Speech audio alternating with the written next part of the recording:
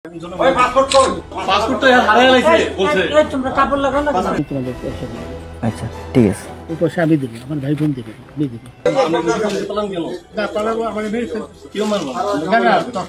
সিলেটে কানাইঘাট দনা সীমান্ত এলাকা দিয়ে ভারতে পালিয়ে যাওয়ার চেষ্টাকালে সুপ্রিম কোর্টের অবসরপ্রাপ্ত বিচারপতি এইচ.এম. শামসুদ্দিন মানিককে আটক করেছে বিজিবি।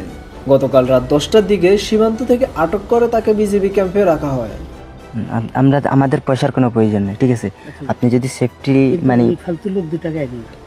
এর আগে বিএনপির প্রতিষ্ঠাতা ও সাবেক রাষ্ট্রপতি জিয়াউর রহমান সম্পর্কে আপত্তিকর মন্তব্য করায় সুপ্রিম কোর্টের সাবেক বিচারপতি আবুল হোসেন মোহাম্মদ শামসুদ্দিন মানিকের বিরুদ্ধে নোয়াখালীর আদালতে মামলা করা হয়েছে।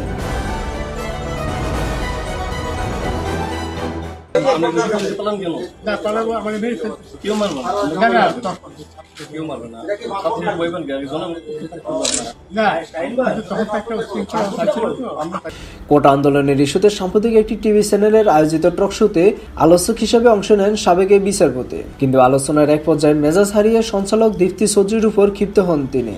পুরো অনুষ্ঠানে বেশ কয়েকবার উপস্থাপিকার উপর ক্ষোভ ঝাড়েন এবং উচ্চবাচ্য করেন। শুধু তাই নয়, তিনি অনুষ্ঠান শেষে স্টুডিও ছাড়ার আগে উপস্থাপিকাকে রাজাকারের বাচ্চা বলে আখ্যা দেন। ঘটনার ভিডিওটি সামাজিক যোগাযোগ মাধ্যমে ভাইরাল হয়।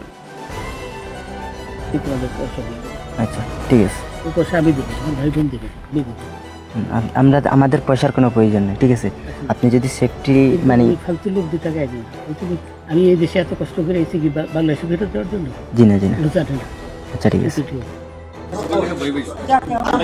বিচারপতি শামসুদ্দিন চৌধুরী মানিক